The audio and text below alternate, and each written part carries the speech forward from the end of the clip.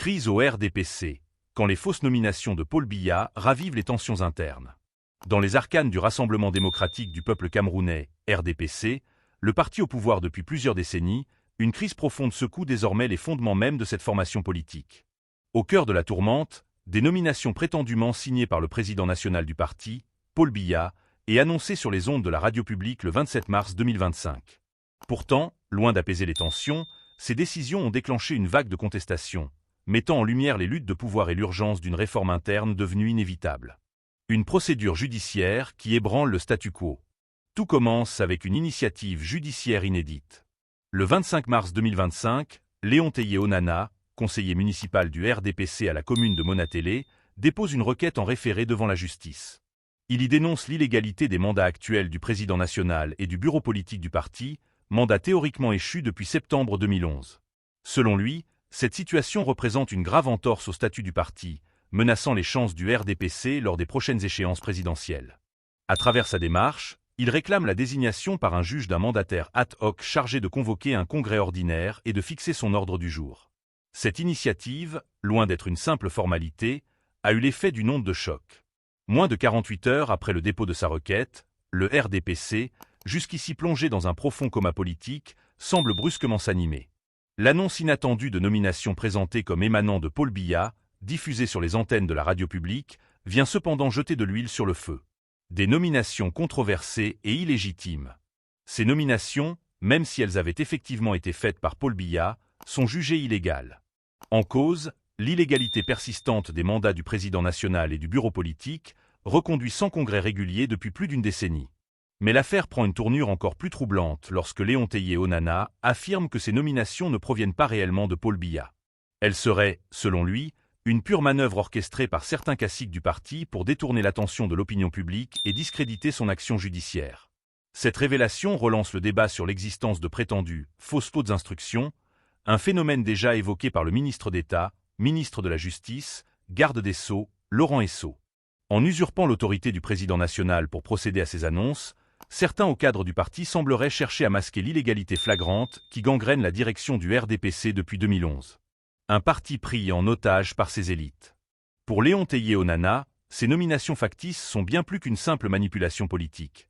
Elles sont la preuve tangible que le sommet du RDPC redoute le débat judiciaire à venir. Ils ont peur, parce qu'ils savent que chaque militant avisé du parti détient un exemplaire des statuts et peut constater par lui-même que, depuis septembre 2011, le parti navigue dans l'illégalité, affirme-t-il. Derrière cette bataille procédurale se dessine un conflit bien plus profond, celui de la survie d'un parti gangrené par des décennies de personnalisation du pouvoir et de dysfonctionnements internes. Les apparatchiks, accrochés à leurs privilèges, s'opposent désormais aux progressistes et aux militants de base, désireux de rétablir les principes fondateurs du RDPC.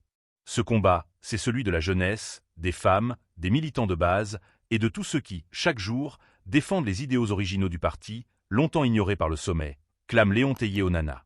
Pour lui, l'heure n'est plus à la soumission passive. Le temps des suiveurs est terminé. Ma génération refuse ce fonctionnement politique où le mensonge est érigé en règle. Nous savons que les statuts sont violés et nous refusons désormais de nous taire. L'appel à une mobilisation historique. Face à ce qu'il qualifie de « mensonge politique continu », Léon Teye-Onana lance un appel solennel à tous les militants du RDPC. Il exhorte les femmes, les jeunes, les cadres et même les anciens à se joindre à lui dans ce combat pour la survie du parti. Nous ne nous battons pas pour un homme, mais pour la loyauté aux idéaux du RDPC et pour le strict respect de nos statuts, martèle-t-il. Cette mobilisation, insiste-t-il, est cruciale pour éviter que le RDPC ne disparaisse avec le départ de son président historique, Paul Biya. N'ayons plus peur de personne ni de rien d'autre que de nos statuts, implore-t-il. Un combat noble pour l'avenir du RDPC. Alors que les divisions internes s'accentuent, le combat engagé par Léon Teye-Onana et ses partisans s'inscrit désormais dans l'histoire du RDPC.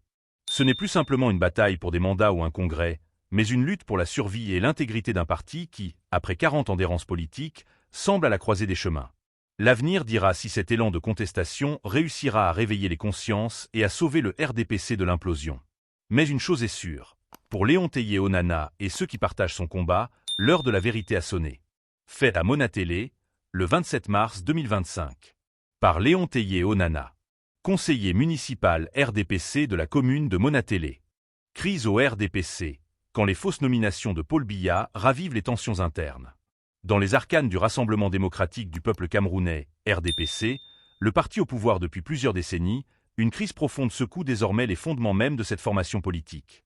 Au cœur de la tourmente, des nominations prétendument signées par le président national du parti, Paul Biya, et annoncées sur les ondes de la radio publique le 27 mars 2025. Pourtant, loin d'apaiser les tensions, ces décisions ont déclenché une vague de contestation, mettant en lumière les luttes de pouvoir et l'urgence d'une réforme interne devenue inévitable.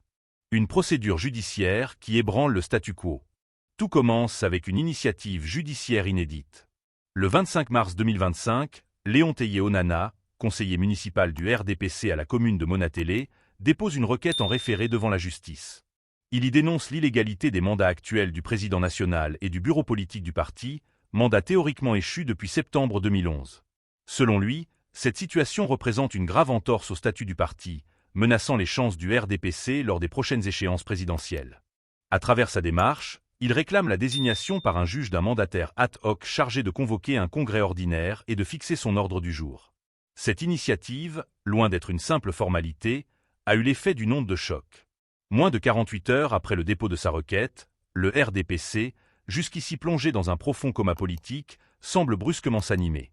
L'annonce inattendue de nomination présentée comme émanant de Paul Biya, diffusée sur les antennes de la radio publique, vient cependant jeter de l'huile sur le feu. Des nominations controversées et illégitimes. Ces nominations, même si elles avaient effectivement été faites par Paul Biya, sont jugées illégales. En cause, l'illégalité persistante des mandats du président national et du bureau politique, reconduit sans congrès régulier depuis plus d'une décennie.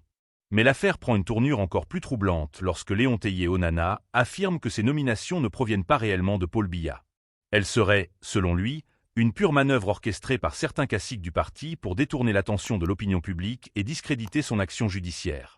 Cette révélation relance le débat sur l'existence de prétendues fausses fautes d'instruction, un phénomène déjà évoqué par le ministre d'État, ministre de la Justice, garde des Sceaux, Laurent Esso. En usurpant l'autorité du président national